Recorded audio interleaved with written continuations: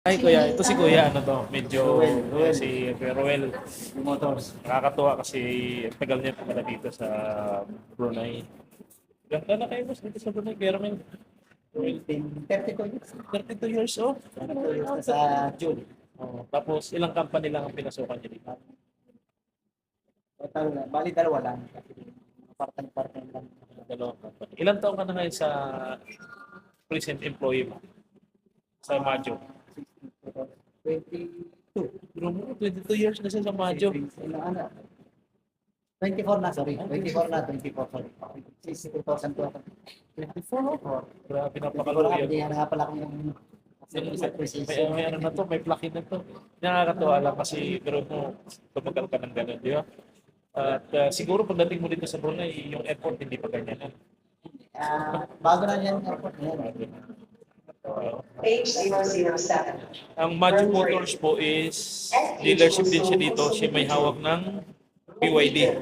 Saka before siyang may hawak ng Volkswagen. Malakas nito ngayon, malakas ng BYD ngayon dito sa Brunei. Kita kami dito sa Garage. Kami papamili ka.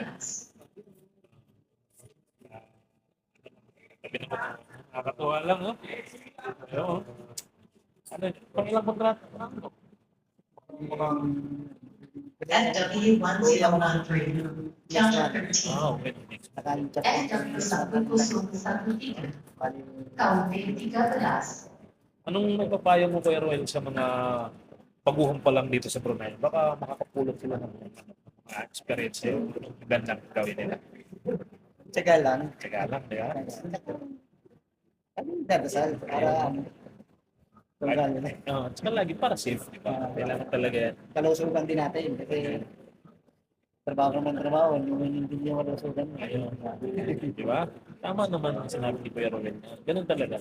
Kailangan talaga natin ng ingatan ng ating sarili. Tsaka siyempre, kailangan natin talaga magdasal. Sa pamilya din yun. Sa pamilya. Makalaki sa Ang iwanan natin kasi dapat nagkakamang yung katawan mo. Kasi kung wala ka, Junction 2. sige, Kuya Ruel. Salamat. Ay, ate. Hindi na nga, ate. Ang pangalan mo, te? Ang pangalan mo? sisikat mo daw. Si ate, wag na daw. Ay, salamat Kuya Ruel lang. Upload ko ito ha. Okay.